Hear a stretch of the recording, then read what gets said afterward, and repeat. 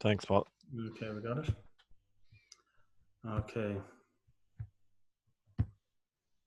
Sorry about that, folks. You had a great chat with yourself anyway, Paul. I did, yeah, I did. It gave me a good practice run on the opening shot.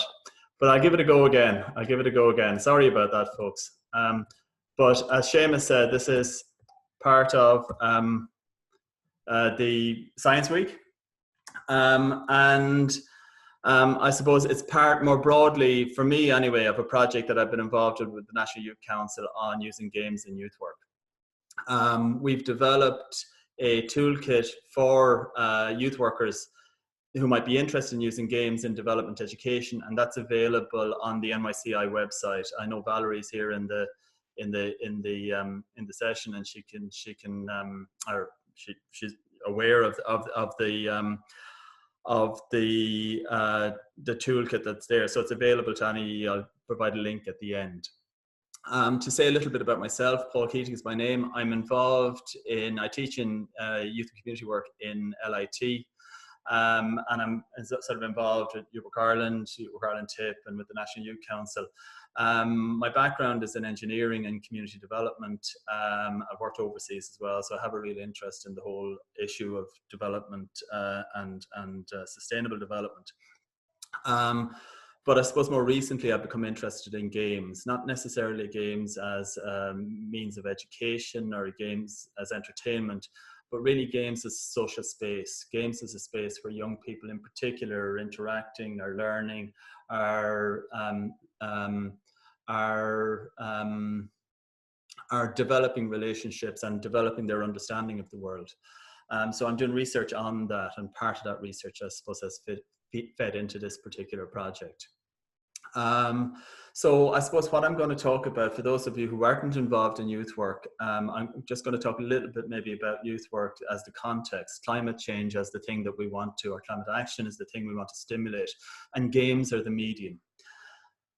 So the picture that I have here is from a conference that a group of young people in Tipperary led through Youth Work Ireland TIP 2 years ago in Caircastle, and it was a conference that we organised to showcase what young people can do using games. I'll talk about this in a minute as well. But it was sort of a powerful experience for most of the young people who attended, but more so for, I think, the adults that were there. But first of all, before I suppose we talk about that, I just want to outline, I suppose, what I mean by games.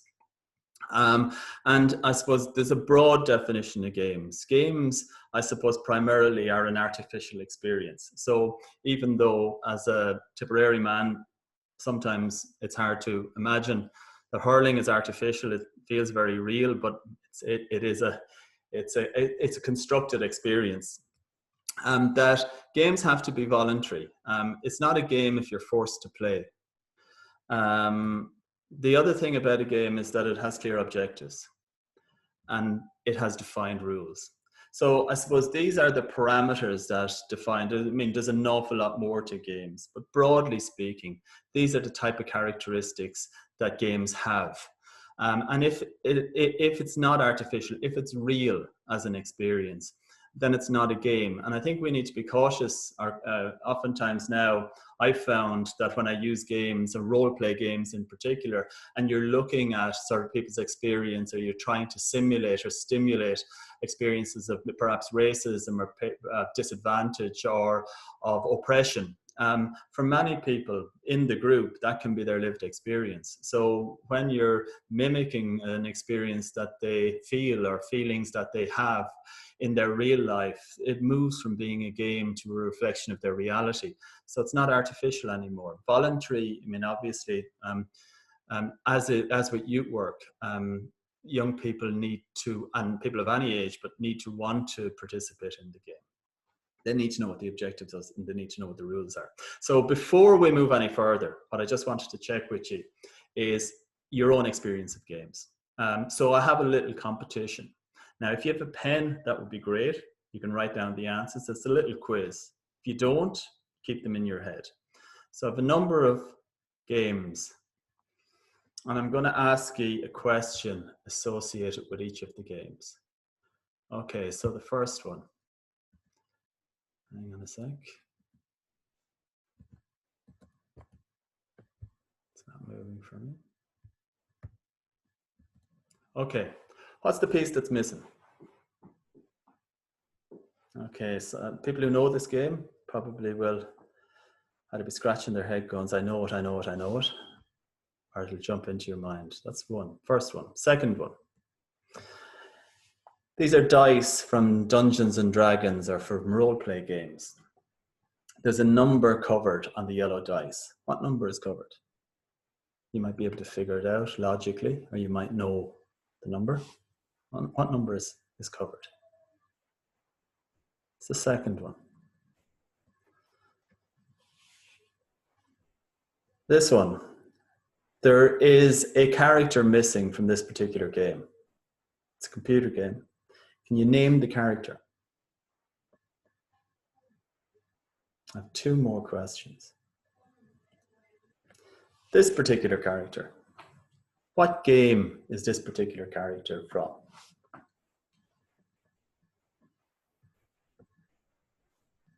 And the final one is, who is this gaming character? What's her name?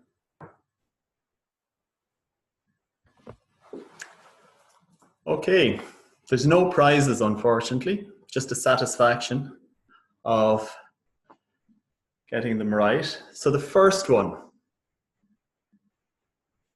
the piece that's missing is the top hat. The number that's missing is 12. The character that's missing on the bottom is a guy called Steve. Now, if any of you didn't get Steve, there's an awful lot of people under the age of 13 in particular who would be horrified that people don't know who Steve is. The character up in the top right-hand side is a character from a game called Overwatch, called Mercy. Mercy is an interesting character because a powerful character, female, and sort of represents a move in gaming to look to address some of the gender biases that are an integral part of a lot of games. And the final character here down the left is a character from a game called Roblox. And Roblox is an interesting game. And I'm going to look at some statistics associated with game. Not many, I'm not going to go through many. But just before I started this, and when I was talking with Seamus, I flicked through onto the Roblox site. And at the moment, as we speak, there's 1.8 million people playing Roblox right now. There's 164 registered Roblox players. The scale of computer gaming has grown phenomenally over the last 5 to 10 years, 5 years in particular. If you look at, it's anticipated that in 1 year's time, there would be 3 billion players worldwide playing on average 7 hours of games on their PCs, consoles, or smartphones every week. That's 3 billion people is half the world's population. So it is anticipated that half the world's population will be playing games in 2 years' time. And that's right across the world. Obviously, there are some places where it's more, the reach is stronger than in other places, but games have become hugely prolific in terms of their use. The game that's pictured in the background there is a game called Fortnite. And Fortnite has over 300 million registered users. That's not now, they're not all playing Fortnite. But one of the really interesting phenomena that Fortnite have started doing is they've started holding events. And they've opened those events to all their members. And those events regularly get in excess of 10 million people. And I suppose the interesting thing is this is 10 million people sharing an experience, whether it's a music concert, whether it's an in-game event, whether it's a talk, whatever it might be, but that there are 10 million people having a live shared experience. It's phenomenal in terms of the reach that games have achieved. I suppose the other thing to be conscious of is that we often think of games as a solitary activity. And the reality of most games at the moment, or most rapidly growing games, is they're not. They're group multiplayer games. And if you look at the two games there, one is Roblox, the other is World of Warcraft. And both of those are examples of where the fundamental dynamic within the game is to get young people and older people. World of Warcraft is the age profile, the average age is in the late 20s. So it's to get people collaborating in groups to help each other. And there is a sense that's become one of the key dynamics, the key objectives of games is not individual playing or solitary playing, but it's team playing. And it's taken a huge leap forward in recent times. So if you look at, I suppose, games within youth culture, that for an awful lot of young people, this is a real space. It's a space where they hang out. It's a space where they meet friends. It's a space where they do things. I had an interesting experience myself. What really got me onto this is my kids were playing. One of my children was playing Minecraft a couple of years ago, and I was sitting in the room with him as he played with his friend. And as he was playing, he roared at the television, "He's behind you." And I got such a fright. I looked behind me. There was nobody behind me. There was nobody behind him. There was nobody behind his friend. But in the game, behind his friend, there was a zombie. So his friend turned around in the game, killed a zombie, and they continued making whatever they were making. And it struck me that they were in a shared space. They were working together in a shared space. And part of the whole thing about games is that it's become part of young people's, and I mean, when I say young people, I mean people under 35 to a large extent, but it's become part of people's identity in the same way as maybe people might have played field sports and it was part of their identity. Both in terms of the sports that they played, but also the positions that they played in those sports. So now it's the games that you play and the roles that you play in those games have become enormously important for people. It's a place where they meet friends, engage with friends. But for me, one of the most important things about a lot of these games, it's a place where young people feel that they can have power and have control. And that's not always positive, but for a lot of young people, it is. It's important. It's a place where they have control to a large extent over what happens and the outcomes. The other thing that I find really intriguing as somebody involved in youth work, and as a parent, what I find extraordinarily interesting about games is the fact that young people are the experts in games. So when you engage with young people in something like Minecraft or in World of Warcraft, or if you look at these two games, Pokemon Go and Red Dead Redemption, they are the experts. They know how to work the game, how to subvert the game, how to play by the rules, how to meet the objectives much better in a lot of cases than I could or that other adults can. So it's really important and it's really empowering for them in terms of the relationship.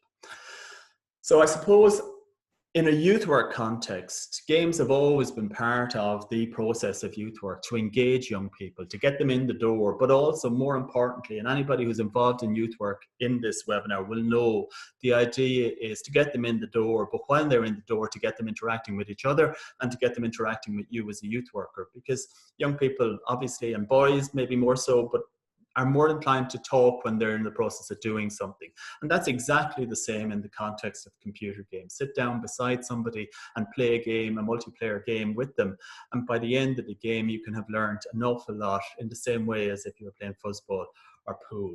The other thing about games is we use games within youth work to encourage people to collaborate, to get to know each other, to build relationships, to develop team skills. A lot of games are designed specifically to do that. Computer games can also do that. Young people can and love at times if it's constructed in a way that they understand, collaborating to make and to play games.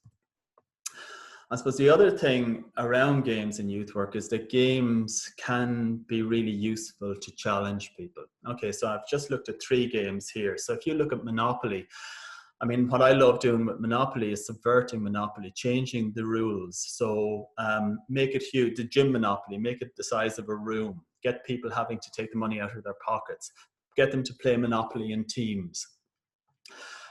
Give some teams different rules to other teams. So one team passes go, they get 200, another team gets 500. Have some teams have more get out of jail free cards than other teams, and introduce unfairness in the game, which young people really respond to. And it's very close to, if you look at unfairness in a game, it gives you an opportunity to discuss things like injustice and inequality. And racism, you know, so you can use those types of dynamics in a game to encourage discussion. As you can, the game on the right here is one, I don't know if anybody's played it, Minorians and Majorians. It's a role play game around development and development interventions. And again, it's very powerful. And I suppose the last one on the bottom is an example of virtual reality. And I mean, I could talk for hours about virtual reality and the potential of virtual reality in terms of giving people an experience that they wouldn't otherwise have, and engaging in that sense of presence that virtual reality provides. So again, it can challenge people to experience something that they've never experienced before. But I suppose why I'm here and why I'm interested in games is I suppose I have an ambition or a belief that games can actually become a medium by which we can change the world in which we live. In a way that I suppose I think can be more ambitious than social media as a medium, because I think games are more complex, more engaged, more collaborative than social media has been. And to that end, there's a number of initiatives that I think are really interesting. I mentioned NYCI and some of the work that they're doing in terms of development education, but I've also been involved with Drokra, who've developed Game Changers, which is encouraging young people to make games, present games and play games around issues of global justice, global solidarity, climate change. And it's an interesting and it's a growing initiative. The other initiative that's out there, and if any of you are interested in looking at computer games, I'll come back to it in a second, is an organization called Games for Change. Just Google them. They're an American-based organization, but they have a center in France as well. And what they do is they showcase, develop, support the development of games that have, computer games that have socially positive objectives. And a lot of this use of games is inspired by a speaker who actually came to the conference at no cost because she was so enthusiastic about working with young people, a woman called Mary Flanagan, who talks about critical games and values at play, and about how important it is that values are embedded in the games that we play, computer games as well as physical games. So if you want to read more about games and Games for Social Change, Mary Flanagan is a really good go-to person in terms of her writing on values of play and critical games. Okay, so what I was going to do was just ask you maybe again, just to take, I've sort of been speaking for a while, but just to take a pause for a second and maybe write a couple of things down if you could. I suppose the first question I want to ask you is, if you could write down, a game. Now, it may be a computer game, it may be a board game, it may be a field game, whatever, that had a real impact upon you. So, any game that you remember or that you're engaged with at the moment. So if you could write down the name of the game.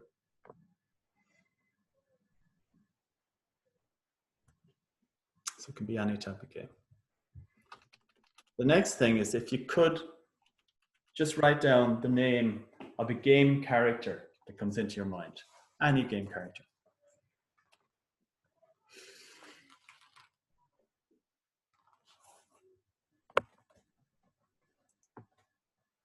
And the last thing I want you to do is write down or think of 2 strong emotions that a game has evoked in you, either as a player or maybe as an observer. So can you think of 2 feelings, 2 emotions that you've experienced while playing or observing games? Okay.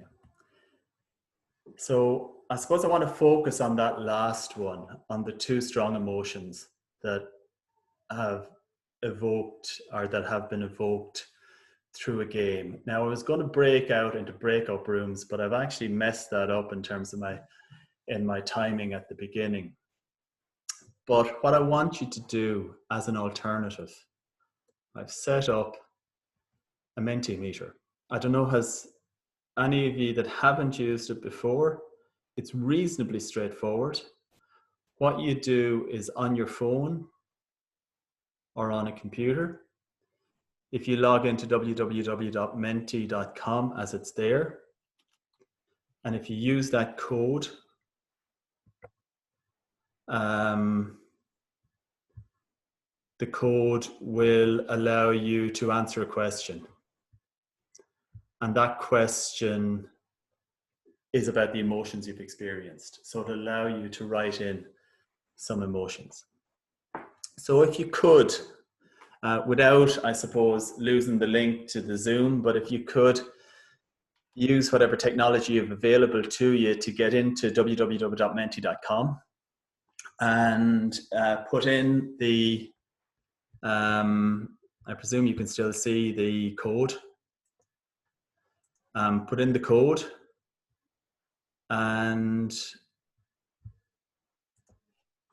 we'll see what emerges in terms of some of the stuff that are some of the emotions that you've experienced. And I'm gonna share this as they start coming through.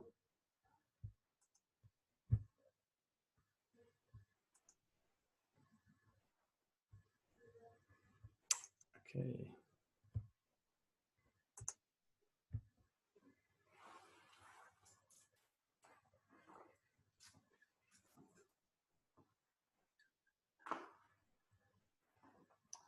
Okay. I'm assuming you can see that, but I'm always in some ways surprised, but frustration is probably the word that an awful lot of people put down when they look at games or when they think about the emotions that games evoke. Happiness, pride, joy, excitement, all of these things are really important in terms of, I suppose, demonstrating the extent to which games evoke emotional engagement in people. And I really appreciate you for sharing that. And that's really important. It's really important for me in terms of looking at games and how games can be used in youth work and how games can be used around climate change. And it's important because the most important aspect of change is emotional engagement. I suppose a philosopher that a lot of you maybe would be familiar with, some wouldn't, but I suppose somebody that I feel and have always felt really strongly reflects my view in terms of how change happens is a Brazilian called Paulo Freire. And Paulo Freire talks about there being 3 elements in change. And this is whether it's addressing climate or whether it's addressing community, whether it's addressing personal change, is dialogue, reflection, and action. And when Freire talks about dialogue, one of the most important ingredients in dialogue is emotional engagement. That we dialogue when we engage with somebody emotionally, when we share, when we respect, when we love. But that emotional engagement is really important. And one of the things that I found really strongly in games is that there is huge emotional engagement in games, to the extent that games designers, when they're designing games, very purposefully design in emotional engagement. When we're talking about reflection, what Freire says is that about values, that there is a value proposition with everything that we do, individually, as communities and as society. And that within games, there's also that value proposition, and then that we can act. And that's called praxis. And what he talks about is that it goes from an individual to a community to a societal, at a societal level. So what I'm really interested in is the extent to which praxis in terms of climate change can happen and does happen in games, and how you make it happen in games. And some of the research that I've done by youth workers and development educators, people who are involved in climate change, who use games, talk about hosting conversations in games. They talk about games as a shared space where people can experience things, where they can think critically, they can think creatively. That a good game creates this reflective experience. It's inclusive. People get it. It supports deep learning. And finally, that games can give young people, and this for me is one of the most important points, is that games give young people a sense of agency around the things that they can control within the game, but also that agency can translate outside of the game. So it means that in a game, you can act to change the outcomes, positively or negatively. So your action has consequences in the game. But it's not a huge leap, and some people think that it is. It's not as huge a leap to take that action and say, okay, there are actions that we can take in the real world that can affect game, that can affect change. And that happens more when the game that you're looking at working with young people on is not an individual, but a group game, because the group commitment to change and to action on change forces individuals within the group to take that action. So really the idea around games for change and climate change in particular, it's more important, and I'll come to the different types of games in a second, but it's more important, in my view, that you focus on group experiences of games rather than a single player individual game, which are the type of games we use in education, but aren't really the type of games that can encourage this concept of praxis, reflection, action, and change. I'm just going to show you this slide, and then I'm going to sort of move on to another sort of section of the talk. This is a slide, a group of games design students from Clonmel, and some people in the webinar here might have participated in this or might have come across it, but it was, we designed games for Trócaire. This is a number of years ago in collaboration with Trócaire, around refugees and the plight that refugees found themselves in. And the idea of the game was to create empathy between the players and the refugees. Now it was board games that we were developing, and we brought the games up to Trócaire. And the discussion between, and these are Trócaire employees, many of whom have worked in refugee camps and worked in development contexts, but in playing the games, one of the things that they shared was that they felt huge empathy towards the characters in the game, to the extent that people felt very emotionally involved. That some people were saying, okay, that the game is fine as a board game, but there's ways that you could build lobbying into the game, so create action in the real world as a result of having played the game. People enjoyed it, and that's one of the really important things. Games need to be fun, whatever or however we define fun. That, you know, moving from board games into digital games isn't a huge leap. Anybody that's involved in programming or computer games, most computer games start with concepts that are either board games or card games or role play games or something like that, but that the prototypes often start as board games. And then one of the sort of really interesting things that emerged about the ethics of dealing with really serious issues or harm or real injustice in a game. And people felt comfortable that you can and you should. And the other thing was that, is the real learning in the making of the game or the playing of the game? And that's something that I suppose I feel sort of there's learning in both, but making games is a hugely powerful learning experience for people, especially when it's around an issue that they haven't direct experience in. Okay, so if you're going to look at games and using games to address climate change, there's 3 ways of doing it. One way is you take commercial off-the-shelf games and you use them to to engage people with climate change. The other is there are climate change games out there, and I'll show you some examples. And the other thing is you can make your own climate change games. So looking first at commercial off-the-shelf games, I'm going to just show you two games here. One is Sims. Sims has developed, Sims is what they call a God game. So you create a world in Sims. You become the creator of the world. And, you know, it's a hugely popular game, but a lot of the worlds now that you can create in Sims have environmental sustainability built into them. But the problem is that Sims is fundamentally a market-driven commercial game, you know, and it's also the values underpinning the Sims. A lot of it is about accumulation, wealth, purchase, consumption. So a lot of environmentalists challenge how Sims reproduces environmental priorities, because they're generally monetized more so than being for environmental good. They're to generate income or to reduce costs. They're interesting, but fundamentally they're coming from a particular value space. The other thing that's here is that there is a movement within games design. It's not a huge movement, but it's certainly a movement within the indie games sector to look at environmental issues and social justice issues within their games, and to try to integrate the sustainable development goals into their games. And that's just a graphic on the top left-hand corner related to that. The one I'm sort of interested in, and I'm not interested in this particular, but one that's quite indicative of where games are going, for good or bad, or for better or worse, is this character here, Mercy. I showed her earlier on.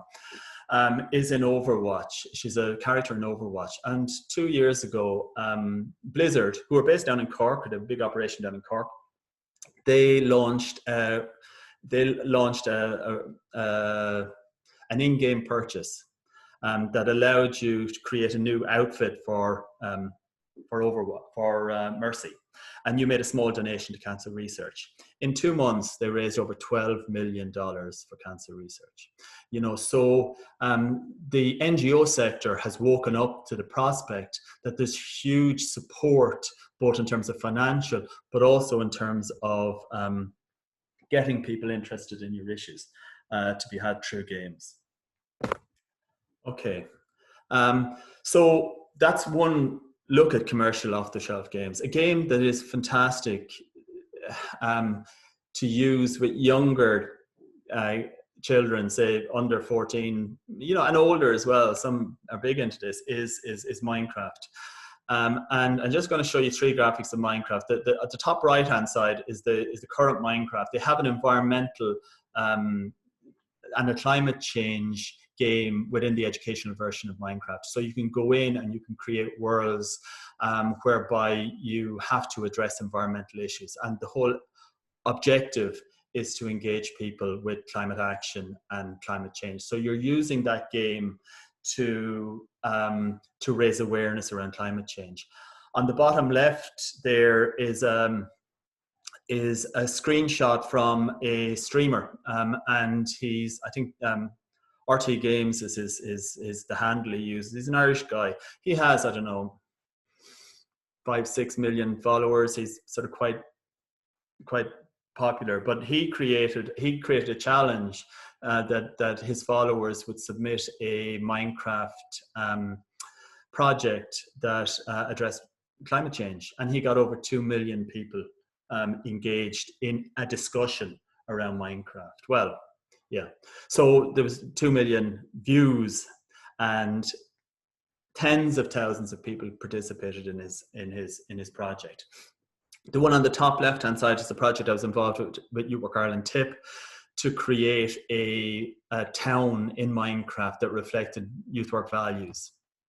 And I'm just going to show you one small thing. And for anybody that's into Minecraft, you're going to have to excuse me, but we were blown away by this as a project that some of the young people created. So one of the things they had to do was recreate a town, and as part of that, they remodeled Care Castle. Care Castle obviously can't in Care, and this is just a video, if it works for me, of their project. No, it wasn't a project, of what they did.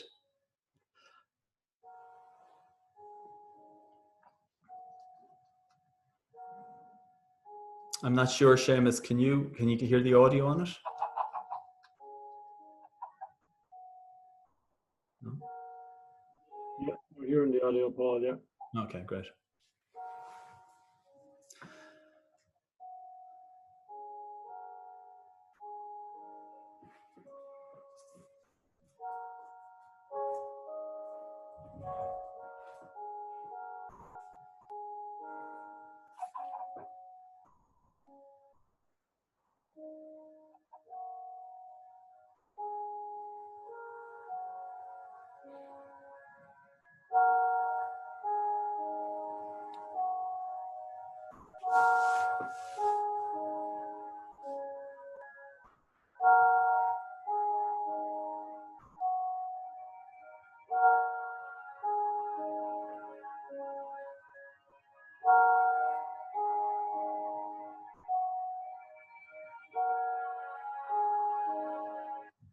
Okay, so I suppose just to put it in a bit of context, the young people who made this were not impressed with this at all. It wasn't as cool as they wanted it to be, but it's pretty much an exact replica of Cahir Castle as it stood in 1599. Now, underneath Cahir Castle, this Cahir Castle, they dug tunnels and they made a huge maze, which was really intriguing, really intricate. And there was lots of traps and different things, so a lot of the play. But they also set it up so that there was a camp outside the castle, and the game actually recreated the siege of Castle in 1599, the siege of Cahir in 1599. The OPW were so impressed with this that they gave us the use of Cahir Castle for 2 days for our conference at no cost, and they've used this in their promotions of Cahir Castle. So, and the young people themselves didn't really value this. They didn't think it was as cool as they wanted it to be. And like, we were absolutely blown away by what they were able to achieve and went on to achieve with the second phase of the project. So that's really, I suppose, how you might use existing games to direct people towards concerns around climate change, concerns around development issues. There are lots of climate change games out there, and I direct you to Games for Change as a website that gathers a lot of the games, and a lot of them are free. But you have a lot of if you look at the top 2 games here, one is about flooding, the other is about biodiversity. They're single player games, they're fun games, they have a message. The game on the top right is what's called an alternate reality game, and it's a game called Hive Mind, and it's about the Sustainable Development Goals. And the idea of the game is all the players are given a role as governments and have to address the Sustainable Development Goals. And they do it in real time, and then there's news reports published on the television based on how well or poorly they're doing. So the consequences of your decisions in Europe will impact on floods or will impact on harvests in other countries. And the people who are playing the governments of those countries have to respond to them. But every 20 minutes in the game, there's a news flash, and the news flash reports on what's happened as a consequence of the players' actions on achieving the Sustainable Development Goals. It's an amazingly powerful game. The one on the bottom there is a virtual reality experience, trying to show people in 3 dimensions what the consequences in real places and in real time, what the consequences of climate change are for communities. So it's to give people that sense of presence. So all of those are out there. There's loads of them. Whatever medium you use, there's loads of climate change games out there that you can access, many of them for free, I suppose. But one of the things I'm sort of particularly interested in is the prospect of designing climate change games and getting young people to design climate change games. I have, and the reason I'm sort of particularly interested in, one is with this toolkit. I'm sort of conscious in terms of time. I think I'm okay. But I'm going to show you a little video. It's about 3 minutes long. And it's games design students from LIT Clonmel who participated in the Troker project. And I just want to show you this short clip that they made, just outlining something about their game. Now, this isn't a climate change game. It's a game about refugees. But the exact same, I suppose, dynamic is true for a climate change game. If you use climate change as the theme, we just used, and just bear in mind that none of the people making this game had any prior knowledge about refugees other than what they've learned in the papers or whatever on the media. But this is them talking about their game. Sorry, I just want to put it on here. I guess the original idea behind the game was to create a game where players had to decide between saving themselves and escaping. We wanted to create that kind of tension between needing to escape themselves, but also needing a group to facilitate that. The game is best suited for 4 to 5 players for the most dynamic gameplay. 5 players allows for the optimum experience of this game, as we wanted it to have a focus on players' interactions with one another. Narratively, your objective is to escape. To escape, you must gather resources and prepare for your journey to Europe. Mechanically, your objective is capture and race. This is due to the fact that you must accumulate resources in the store, aka the pot, to complete the journey card's requirements and escape within your journey's time frame.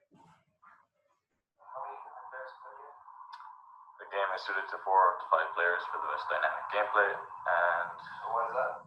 Because it provokes the most anger between players. It just provoked competition as well, I guess, and people kind of grew to know people in the group, and even as we played it a few times, alliances kind of would start to form, and some people would hoard resources more than others, and you would have to work around that as a group. From the few playtests we did, I feel like there was definitely a bit of tension between a few members of the group who refused to put resources in, and then because it's team-based, we had to complete the game, collect all the resources as a team, and it's really difficult to work as a team because some players might not get the resources they need or put the resources into the pot for everyone. So there's always that one person who is greedy. You know, maybe somebody is hogging all the resources. Maybe somebody's not pulling their weight. But you know that they're not. They might be more concerned with themselves rather than the team. But some people, you know, they want to put stuff in the pot. We don't judge.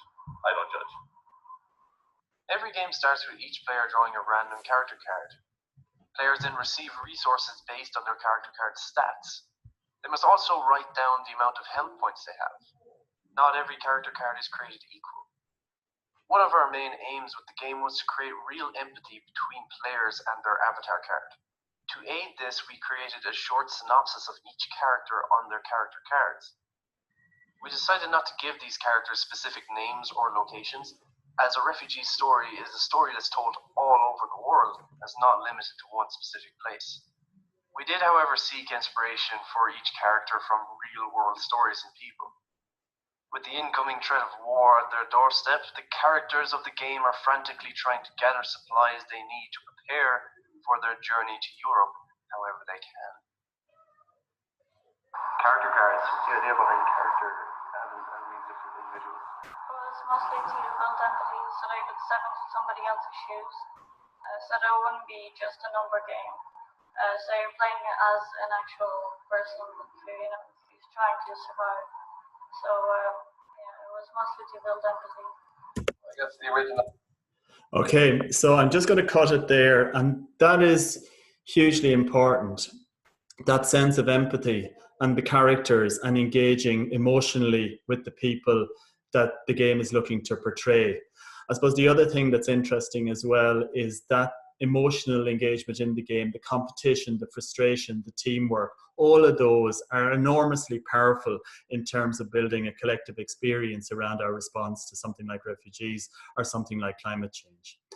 Okay, so I'm just briefly, this is the toolkit that we developed, and for anybody that's out there in terms of youth work or games or whatever, it's freely available on the National Youth Council website. And what it goes through is a step-by-step process by which you can design games with young people. And around climate change, I suppose the most important thing is that you have to select an issue. You start with the issue. You start with what it is you want the game to explore and you want the players to respond to. So there needs to be a shared commitment around the issue. And then people need to go off and research the issue. They need to gather stories, because the central thing in a game is the story, and develop a shared understanding about how the game is going to proceed. I'm going to go through it quickly because it's all available to you on the website. And then what you do is you set objectives for the game. So what do you want people to learn as a result of playing the game? How do you want people to feel? Do you want them to feel empathy, frustration, anger? All of these emotions are emotions that you can embed into a game. And what do you want people to do, which is really important? What do you want people to do as a result of having participated in the game? So once you've set your objectives, there's two routes you can take: route A, route B, option A or option B. Option B is where you design a completely original game. In most youth work contexts, I wouldn't advise this. If you're games designers, yes, the original game is really good. The reason that this is quite challenging is that you do have to be very good, and the group has to be very familiar with games to be able to make an original game. And it can be enormously frustrating as a team because progress can be very slow. Whereas if you're working with a group of young people who haven't a lot of experience in designing games or making games, I would take option A. And that's starting with an existing game concept. And there's two ways of doing that. You start with a dynamic, which is maybe something like Race to the End, or start with an existing game and just change it, flip it, reskin it. It's called reskinning a game. And I'm going to talk a little, just for a minute, about reskinning a game. So the game I love to reskin is Snakes and Ladders, because I think it's so simple, so straightforward, and it's very straight. Whenever I work with stakes and ladders with young people, I always use giant stakes and ladders. I don't use the small board game. I use the big one. Why? Because I think it frees up people's thinking when they're maybe outdoors or where they're thinking in a scale that's much bigger. I think when you're focusing on the board, it can be quite restrictive. So start with a big game of Snakes and Ladders. And then what you need to look at is you need to change the story. Don't make it about, it's not Snakes and Ladders. Change the story. To get to the end is to survive a year as a farmer in a climate vulnerable environment, or to get to Europe, or whatever the objective of the game might be, or to survive a climate event in a flood prone area. And what you do then, part of changing the narrative, is on the top left-hand corner, one of the things I do is change the counters from counters to character cards. And once you do that, you create this positive engagement for young people in the game, or you create this empathy, potential empathy in the game. The other thing is change the mechanics. So introduce money into the game. So if you land on a snake, you lose money. If you land on a ladder, you get money, and give people different types of money. And you can create resources, money, you can get health, different things. So you bring these different mechanics into the game. So you actually, as you do, you look at each thing and you change the game of Snakes and Ladder slowly to reflect the type of thing that you want the game to represent. So it can be about trees, it can be about other environmental issues, biodiversity. So the resources can be biodiversity resources, and if you hit a snake, you lose. If you hit a ladder, you gain. And then you change the ladders and the snakes from being ladders and snakes into being other things. So what it means really in designing the game, you're not getting stuck in trying to imagine absolutely new ideas. You start with an idea that everybody's familiar with, and you amend it slowly, you change it slowly. The other thing then I think that's really interesting in terms of games is look at changing the format, change the layout, make it a board game huge, make it happen in make Snakes and Ladders a circular game around a football pitch. So, or change it from being the board to a map of Europe, or this, anybody that knows Scratch, the programming language, it's relatively easy. Create a computer game of Snakes and Ladders in Scratch. So change the genre.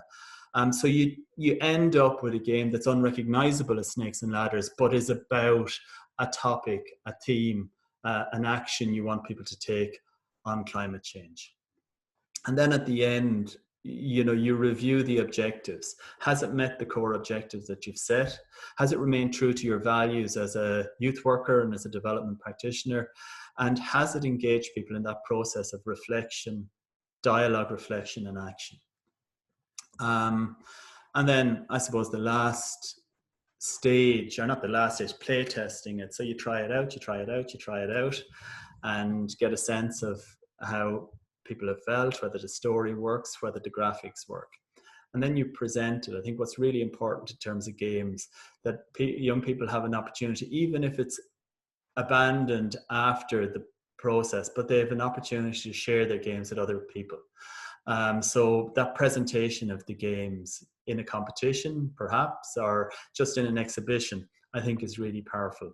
It gives a target, it gives feedback, it gives people an opportunity to celebrate and to play the game, and to see games that they like and games that they might learn from themselves. Okay, so that's really it. That's what I was hoping to, I suppose that's the end of my presentation as such, but what I would do is I draw your attention directly, I suppose, to the toolkit that's the NYCI have published. It's one thing. The second thing is that for any of you that are involved in games, do look to Trócaire Game Changers. They have primary schools, they have youth clubs, they have secondary school competition, and they're looking at having a competition for third level colleges who might be interested in creating games around social change. And do look at Games for Change as a website whereby you'll be able to access computer games either freely, some that might be charged, but that address environmental and climate change issues. Okay, that's it. So I suppose the main thing now, I mean, if people have time, it'd be great to get any questions on chat. I know I've run a little bit over time, Seamus, but I'd be happy to take any questions if that's okay.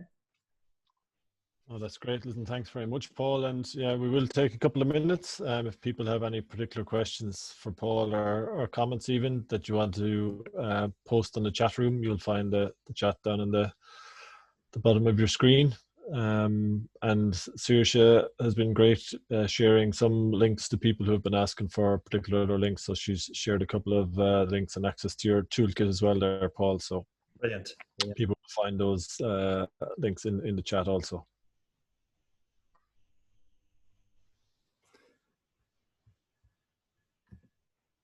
That's great.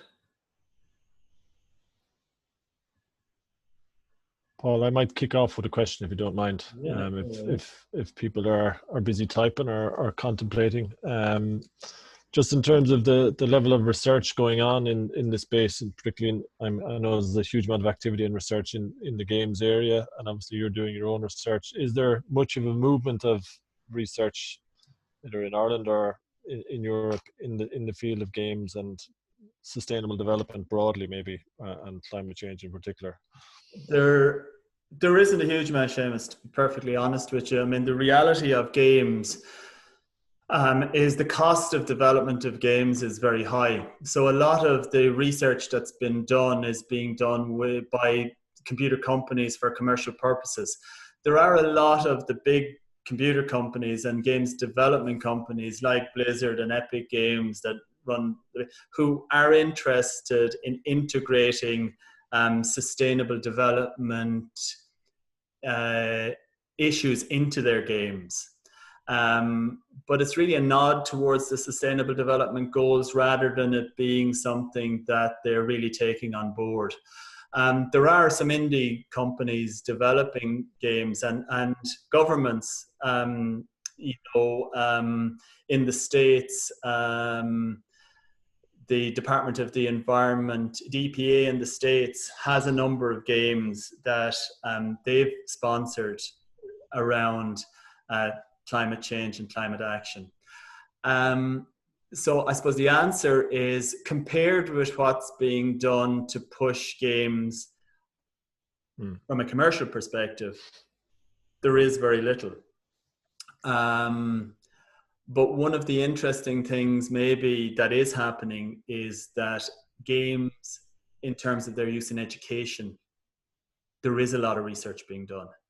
So increasingly you're seeing people develop virtual reality games, augmented reality games around education, and they're trying to avoid the mistakes that were made with educational games in the past, where I suppose the games were low tech and oftentimes they weren't fun. Young people didn't enjoy playing them. They felt they were being tricked into playing educational games. So there's a company down in Waterford who's doing amazing work. I think it's Immersive Worlds, it's called. Somebody else might know the name. I think it's Immersive Worlds, but they're doing amazing work globally on the use of virtual reality and augmented reality in education.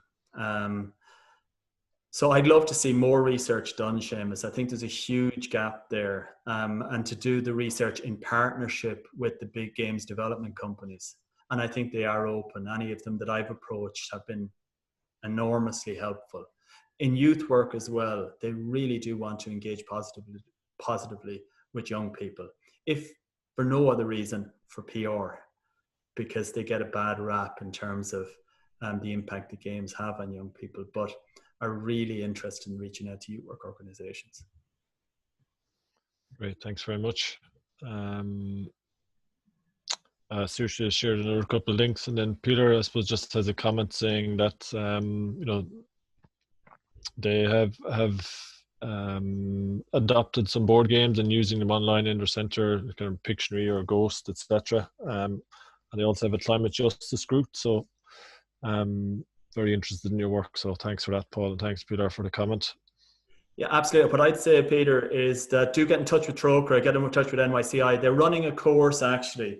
Valerie would know more about it, but I could put up the link to train youth workers specifically to develop climate justice games. So if anybody, sort of based on this or based on the experience that you have, want to take it a step further, then get in touch with NYCI. I assume that course is, I assume that's running, but Troker will be doing it. And that competition that they run is amazing. We brought youth work. We brought a group of young people up from Youth Work Ireland, TIP, a youth group, and they're still buzzing about it. And it's a year and a half later, for no other reason but that they were able to demonstrate their game to other young people, and they won a prize, which was a bonus. But apart from that, they really loved the idea of showing their game off. Great. Okay, listen, I do realize we've gone a little bit over, but I think it's very valuable talk from Paul. So firstly, to say thanks very much, Paul, for his time and effort in preparing for this evening and taking the time out. Secondly, thanks very much to everybody for joining us this evening. Much appreciated. I know most people are living online and in Zoom meetings from early in the morning until the end of the day. So another one at 7 o'clock sometimes can feel like a stretch. And thirdly, just particularly to thank Science Foundation Ireland and the Tipperary Science Festival and MIC, our partners in this. And just a reminder that we do have our final session of Science Week tomorrow, where Clifford Guest will be speaking around a connected topic and some of the relates to what Paul spoke about, the Sustainable Development Goals, and I suppose explaining what they are in the context and the opportunities for Ireland to play a part in achieving the SDGs. So thanks very much, Paul, and thank you, everybody, and stay safe in these strange times. Take care. Okay, all the best. See you, folks. Thanks, Seamus. Cheers. You can stop recording there, Paul, anyway. Yeah, I will do. Great. Thanks for that.